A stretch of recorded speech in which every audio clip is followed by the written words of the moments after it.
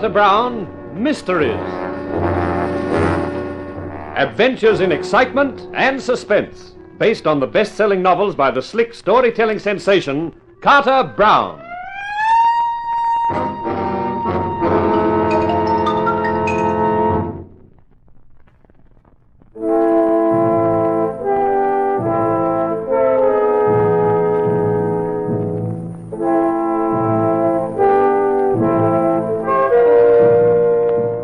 Saturday morning at a few minutes to 7 was fine and clear. Swathed inside the anti-G suit, sitting in the cockpit of the F-92K, I had only one idea in mind. To call a halt to the hoodoo on Whitney Kent and the plane at one and the same time. I waved a hand to the anxious group at the rail. Chuck, Hullmeyer, Moore, Jim Berg, and Sue. Then Gene Latimer's voice crackled over the radio in my eardrums. Whitney, can you hear me? You getting me okay? Sure, Gene. Loud and clear. Okay. Take her up to 40,000 feet, then 20-degree turns. After that, you can go into the other tests. Okay, Gene. Here we go.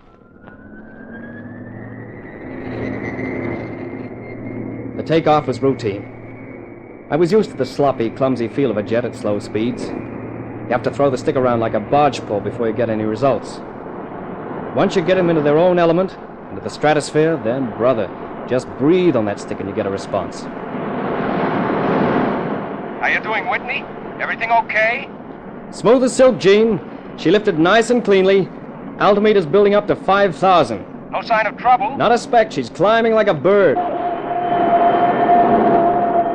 I leveled off at 30,000 with a match meter showing a steady .8. Nothing to get excited about. Somewhere around 370 to 380 miles per hour.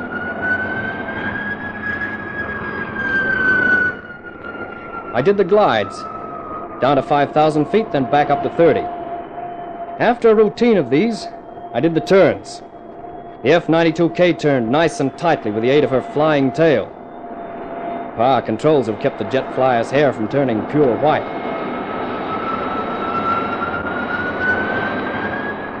All the while, I kept reporting back regularly to Gene, feeding him the information he wanted.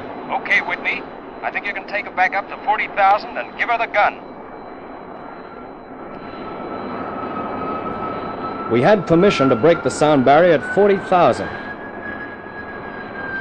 Then the radio cut out. I wasn't worrying. Radios had cut out before. Everything else was still okay. The match meter registered 1. The speed of sound.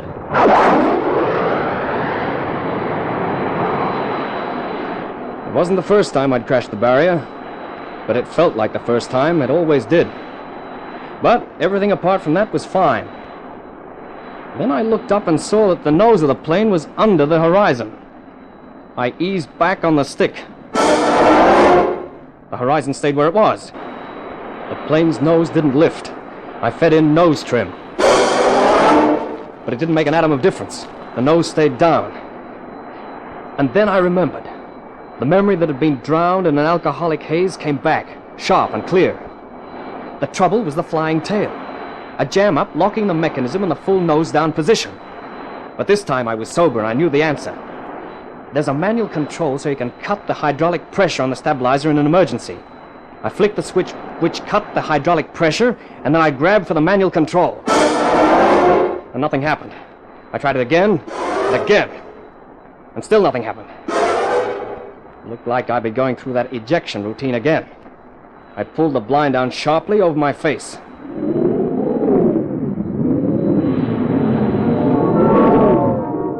There was the momentary blackout as the seat with me in it jerked free of the plane. Then I found myself in that exciting experience called free fall, because you can't get anybody to pay for it. Below me, I knew the F-92K would be spinning down, a silver streak to its doom. And in my heart was the grateful thought that this time I could be sure of my chute.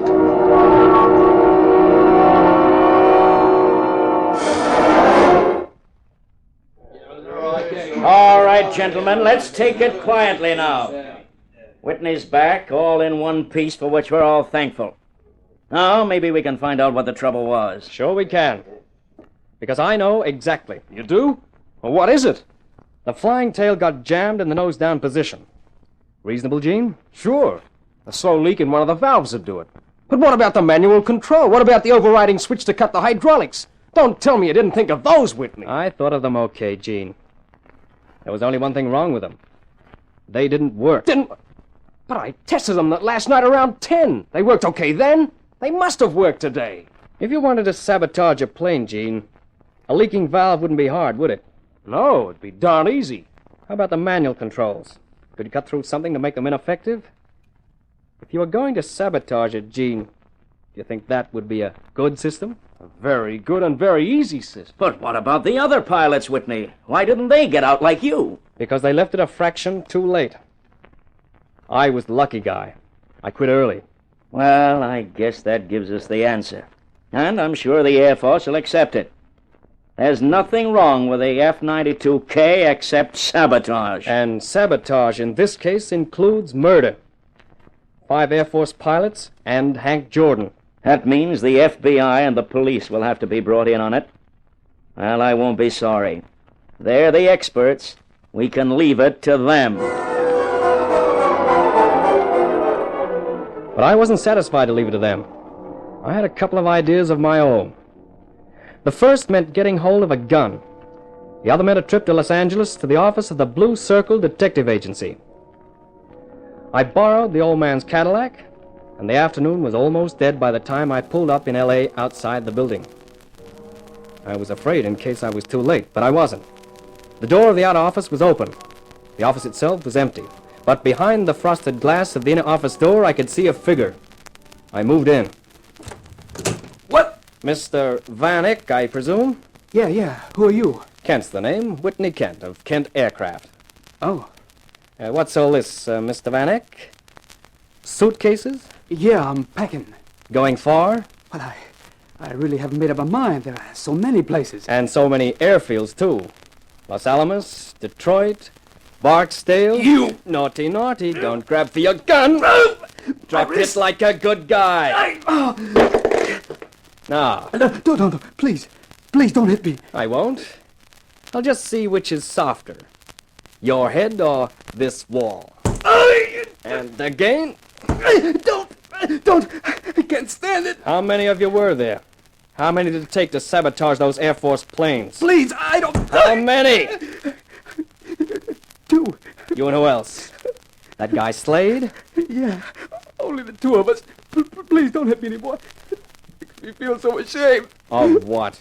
Myself. Who gave the orders? Come on.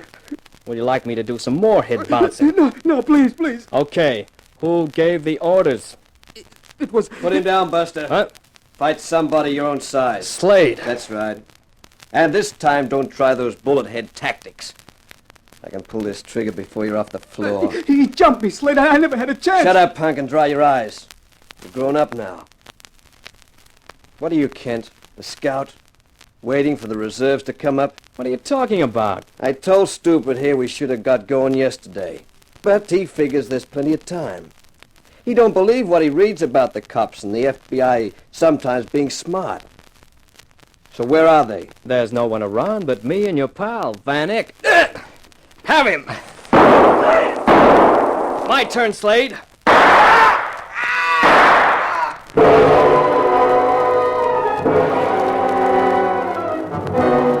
I'd thrown the little guy at Slade. 2 bullets hit Vanek in the chest, but it gave me just enough time to pull my gun and send 2 slugs for Slade. I took a last look at the 2 bodies and left. When I got back to the beach house, I found I had a visitor. The old man. Where the heck have you been, Whitney?